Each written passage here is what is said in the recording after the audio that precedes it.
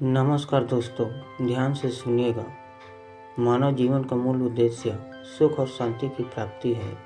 हर व्यक्ति चाहता है कि उसके जीवन में संतोष, प्रेम और आनंद हो, परंतु अधिकतर लोग यह भूल जाते हैं जिसे संसार से प्राप्त किया जा सके।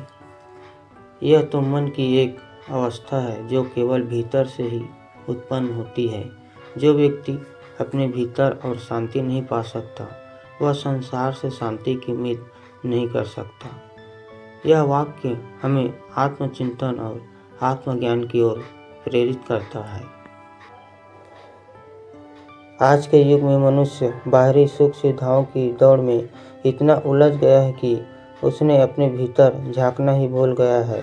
वह मानता है कि यदि उसे अच्छा घर, अच्छा पद, अधिक धन और प्रसिद्धि मिल जाएगी तो उसे शांति मिल जाएगी।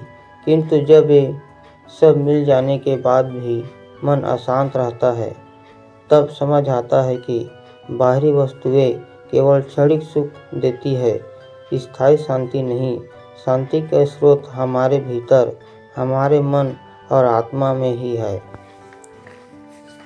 यदि स्वयं के भीतर क्रोध, लोभ, ईर्ष्या और द्वेष पालता है तो चाहे संसार कितना भी शांत क्यों न हो, वह व्यक्ति कभी शांत नहीं रह सकता।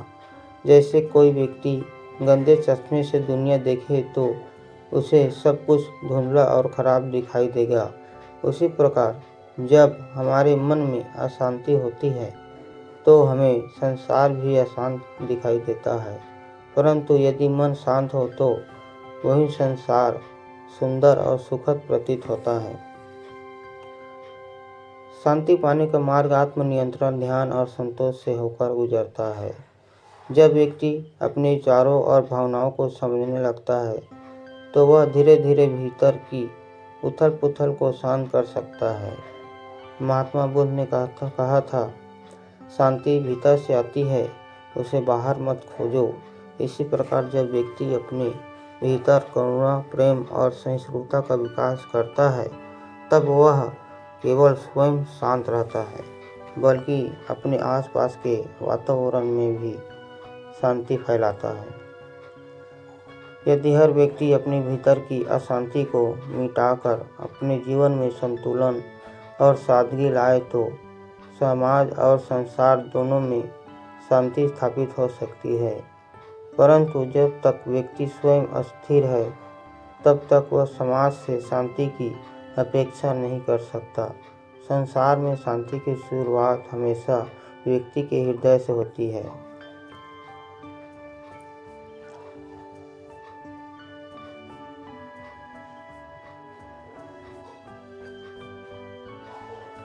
सच्ची शांति बाहरी परिस्थितियों से नहीं, अतः निष्कर्ष रूप में कहा जा सकता है कि शांति बाहरी परिस्थितियों से नहीं, बल्कि हमारे अंतर्मन की स्थिति से निर्धारित होती है।